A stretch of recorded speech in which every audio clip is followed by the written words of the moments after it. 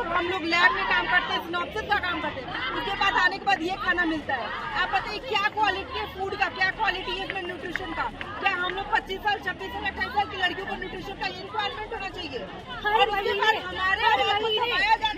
हर महीने 5 दिन के लिए हम लोगों को पीरियड्स होते हैं और उस वक्त में हम लोगों की बॉडी को कितनी जरूरत होती है अच्छे खाने की, अच्छे न्यूट्रिशन की, और हम लोगों को ये खाना खिलाया जा रहा है।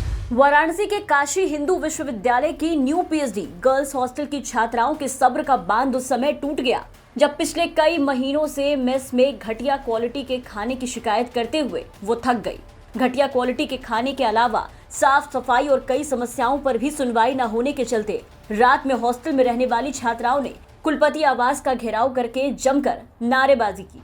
कड़ाके की ठंड के बावजूद छात्राएं अपनी मांग को लेकर के सड़क पर बैठी रही और उस खाने के प्लेट को भी दिखाया जिसमें परोसा गया खाना घटिया क्वालिटी का बताया जा रहा है। जिस कस्टर्ड में एक भी फ्रूट नहीं है, कस्टर्ड और ये फ्राइड राइस है जो उबले हुए हैं और इन फ्राइड राइस को कोई भी नहीं खा सकता क्योंकि ये कच्चे हैं। नहीं आप बताइए, हम लोग इसके हॉस्टल में रह के हम लोग मेडिकल से पीएचडी कर रहे हैं और हम लोग दिन भर ओपीडी ओटी और हम लोग लैब में काम करते हैं, सिनॉप्सिस का काम करते हैं। उसके बाद आने के बाद ये खाना मिलता है।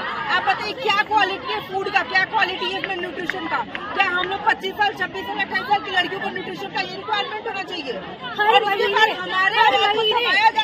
हर महीने 5 दिन के लिए हम लोगों को पीरियड्स होते हैं और उस वक्त में हम लोगों की बॉडी को कितनी जरूरत होती है अच्छे खाने की, अच्छे न्यूट्रिशन की, और हम लोगों को ये खाना खिलाया जा रहा है। आज भी आधे से ज्यादा लड़कियां ऐसी लड़कियां आई हुई है आज भी यहाँ पर जो अपने पीरियड्स में है, उनको पीरियड्स क्रैम्प्स हो रहे हैं लेकिन वो फिर भी यहाँ पर बैठी हुई है। किसी संबंधित अधिकारी से बात हुई है? हम लोगों ने मेल किया है, स्टूडेंट डीन का है।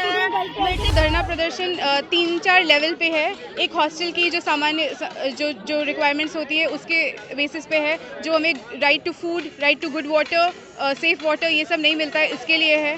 और दूसरा है कि हमें मील वाइज पेमेंट सिस्टम चाहिए यहाँ पे, क्योंकि हम रिसर्च स्कॉलर्स हैं। हम most of the time month के बाहर रहते हैं क्योंकि हमारा सर्वे रहता है, फील्ड वर्क रहता है और हम पूरे पैसे नहीं दे सकते एडवांस में। अगर हम उतना देंगे तो हम क्यों देंगे? हम 10 दिन रह रहे हैं और हम 20 दिन का पैसा एक्स्ट्रा दे रहे हैं, क्यों दे रहे हैं? तो हमें ये सब नहीं चाहिए। और हम जब बोलते हैं कि बॉयज़ हॉस्टल में ये चलता है सिस्टम, तो हमें ये बोला जाता है कि आप बॉयज़ से कंपेयर क्यों कर रही है? तो यहाँ पे जेंडर इनइक्वालिटी के भी प्रॉब्लम है सर। आपको बता दें कि इसके अलावा जो यहाँ की छात्राओं ने कुलपति के नाम चिट्ठी लिखी, उनमें इन समस्याओं का जिक्र किया गया है।